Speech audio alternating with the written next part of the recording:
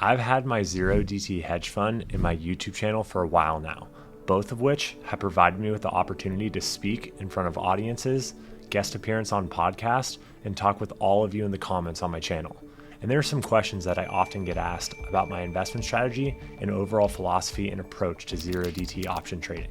So in this video, I'm going to answer the most common questions I get asked as a zero DTE hedge fund manager. For those of you that are new here, my name is Mark Anderson.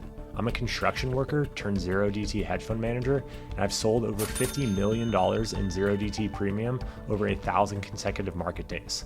Let's get into the questions and my answers as well.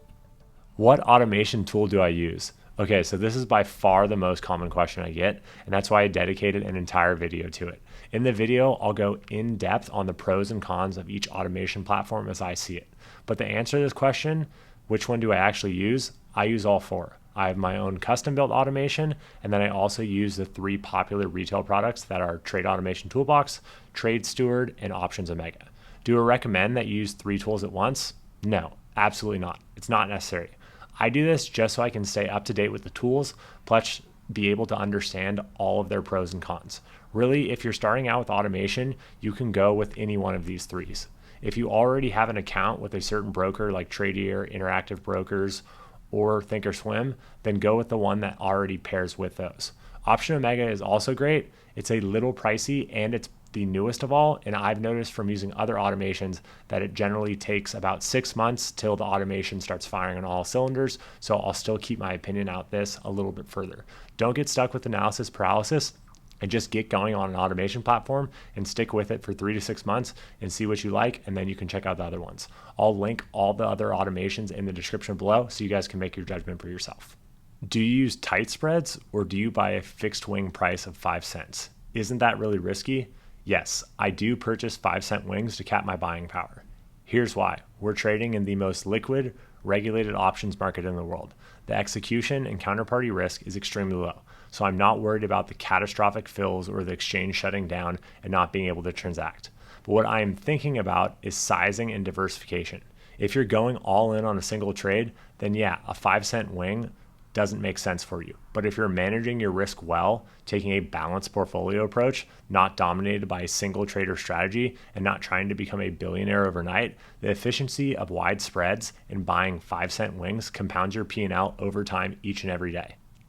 Think of it this way. When you're using a tighter spread, every single trading activity you make in the market dozens of times a day, you're paying more slippage across a more expensive bid-ask spread, and you have to sell more contracts and use more leverage of contracts to get the same exact P&L comparative to buying cheaper wings. You're using a stop loss on the vertical and you're incurring more slippage costs from that, and you're also buying a more expensive option back. And that credit selling, you are literally buying more of what you think is expensive every trade by paying 25 cents for a debit instead of 5 cents. So you're going against your opinion that volatility is overstated to a certain extent. Are these backtests even real? Can people really get these types of return? Yes, but the context matters. If you're using a platform like Options Omega and you've disciplined your automation setup, you can absolutely hit your 25 to 30% returns with 10% drawdowns. That's very healthy and a realistic expectation. Could you hit 50%? Sure, I've done 150% return in a year before, but that came with large drawdowns of 25%. It's not sustainable. Just remember, if your backtest is promising 80% returns with the 5% drawdown, it's probably curve fit. There's really not that much edge out there in systematic premium selling in the zero DTE market. Why do you make YouTube videos? Honestly, because making content forces me to think deeply. That video I made on risk changed the way I trade to a certain extent, but my thoughts out there publicly means I have to pressure test them. I get feedback, better questions, better clarity, and yeah, it brings like-minded people. It's not just for marketing, it sharpens my edge. And look at it this way. I know how much garbage is out there on the interwebs. Lots of folks on YouTube talking poorly, trying to sell you some type of course, and they feel like they've found some holy grail of a strategy that they'll sell you, which of course is probably questionable at best and complete BS at worst. I started out the exact same way all of you started. I consumed as much information as I could, and sitting through all of the noise took time and it was a headache. So once I built my skill set that I could provide for myself, and I could run successfully in a hedge fund, I wanted to add my voice to the conversation, hopefully shortcutting your learning curve by giving you the information I wish I had. Plus, YouTube has gotten me connected to trading communities in ways that I would have never otherwise been able to be connected to. I get the talk of the guys in the comments. I've hopped on calls with viewers, and I've met quite a few of you out there in real life. So YouTube has been fulfilling on multiple fronts in my experience. What's the real risk of zero DTE trading? People worry about black swans, counterparty failures, flash crashes, and here's how I think about it. Your risk is the probability of something occurring times the magnitude of that event occurring. Can the CBOE have a failure? Sure, it's happened before, 1987, 2001, and 2010. But the bigger risk, it's you, and it's you not managing your risk.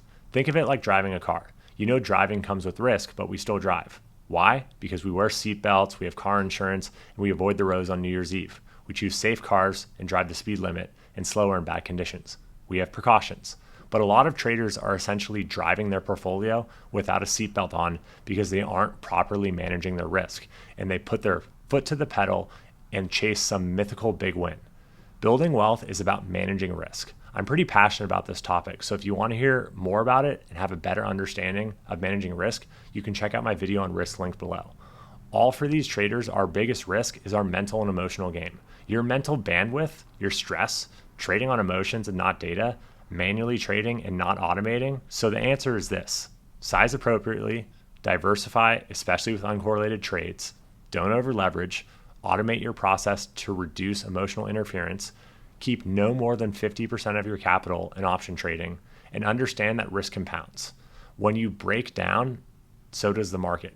The biggest risk isn't the crash you can't see coming, it's the one you cause yourself by over leveraging, trading while stressed, or getting distracted mid-trade.